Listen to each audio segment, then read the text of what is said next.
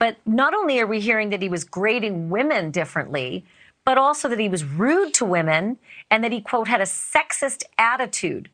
Hello and welcome to True Crime Rocket Science, the most authentic voice in true crime.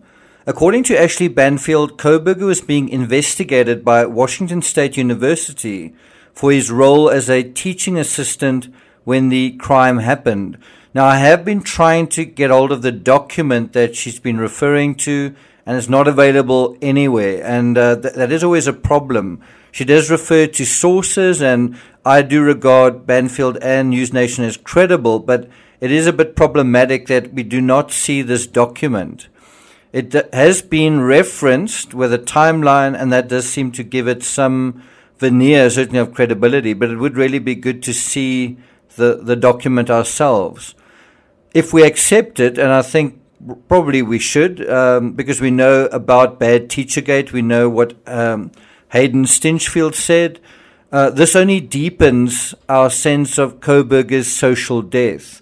We realize just how extreme it is, and we also realize how extreme he was, how unpleasant he seems to be as a person, how prickly he seems to be as a person. And so we see not only was he facing social humiliation from his peers and, you know, just ordinary people didn't seem to be particularly interested in him, you know, in a student union situation. People who didn't know him were turned off by him. People who did know him were turned off by him. But he was also facing a kind of professional repudiation. And it wasn't just a one-off thing. He had two altercations. One wonders what that is. Is that a shouting match with one of his professors? I think it's a guy called Professor Snyder. So I do think if he graded too strictly and then he gave everyone high marks and then paid no attention to the assignments, then that's also a serious issue. You kind of get the idea that he's got a serious attitude problem, a serious chip on his shoulder. Before we get to the rest of this episode, if you haven't subscribed to the channel, please do. By the way, if you're not getting notifications for lives, you might want to unsubscribe, resubscribe, hit the notification, or you can follow me on Twitter. I'll always alert the folks on Twitter that I'm doing a live about half an hour, 15 minutes before the time. So if you want to get alerts that way, follow me on Twitter at Crime Rocket. If you're enjoying this episode, please like, share, leave a comment. You can also hit the thanks button, and let's get started. So one really senses that Brian was unraveling on all fronts. He was basically a loser in every dimension of his life. It must have felt like the whole world was against him, and also he wanted some payback for what felt to him like it was unfair bullying. And how did he respond in the past to being bullied? It's a serious question. How did Brian respond in the past to being bullied? Well, he bullied right back. And you kind of get the sense that he feels bullied. I don't think it's very realistic, but you kind of get the sense that he perceives it as being bullied by perhaps his lecturers. And so he's antagonistic in response, because he's smarter than everyone in the room, right? According to Banfield, Kohberger was warned several times by his professors, and he responded by becoming increasingly feisty and belligerant. So in other words, he responds by, I guess, being cheeky and by being cocky and by coming across quite aggressive. I think it's one thing to be a star student online, and bear in mind what preceded last year was a sort of that whole online tutoring and online studies. And so perhaps he lost some of his social graces during that period. It's another thing to be in Washington, realizing things are done different here, but then digging in his heels and then deciding, when in Rome, continue to be a Gaul and continue to be galling. We also have a rumor that bad Teachergate, the intervention where Kohberger was forced into a face-off with 75 students, actually 150, but 75 who were very much opposed to him. We've got confirmation now that that happened 4 weeks prior to the murders. That happened in October. And if you think about Nutgate in the Watts case, which happened on July 9th, that happened 5 weeks before the murders. And it's very hard to think that something like this bad Teachergate happening 4 weeks, that wasn't central to putting him on a conveyor into the incident as it happened. In other words, if there was some criminal psychology in place, it accelerated, it really drove home some impulses that were there to begin with. You kind of have a sense that he had nothing to lose, that his goose was cooked anyway, and that he wanted some payback, don't you? One also has the impression, because he's had these altercations with a professor, that the faculty wanted to put Brian into a situation to teach him a lesson, to perhaps teach him some humility, and because they didn't like him either.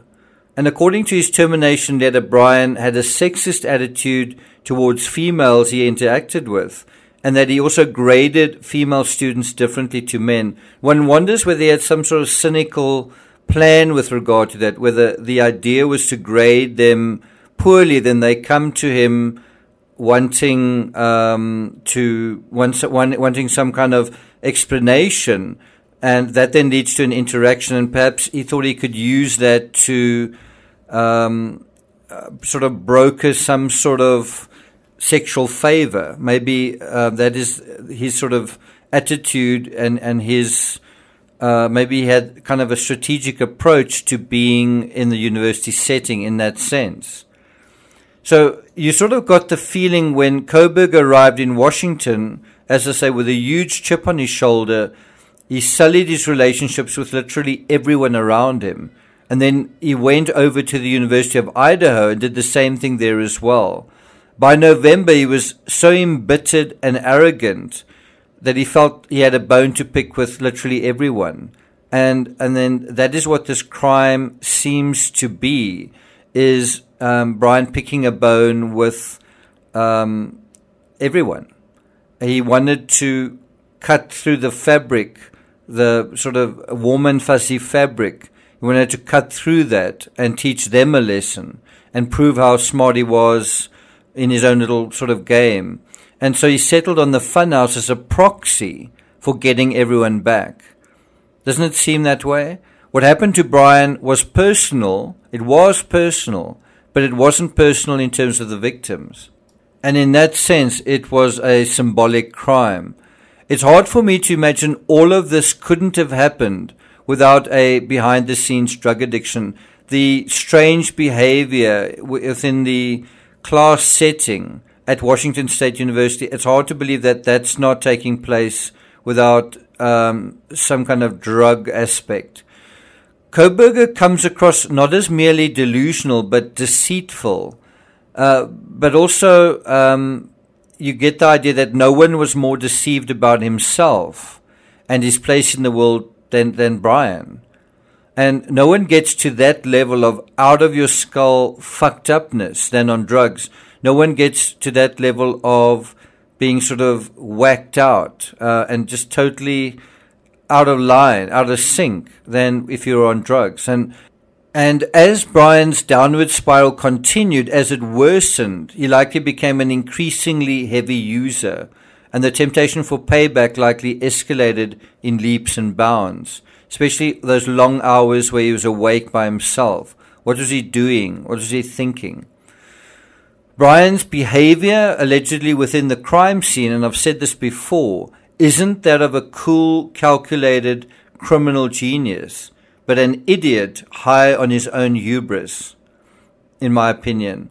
I think justice in this case is Kohberger finding himself dependent on a female lawyer for his defense. He's got all of these prejudices against females, and now his life is literally hanging on a female. One also wonders whether he's going to be bickering with her and how their relationship is going to last over a period of time. This is someone who doesn't seem to like being told what to do. So Ann Taylor perhaps has her work cut out for her dealing with a difficult personality.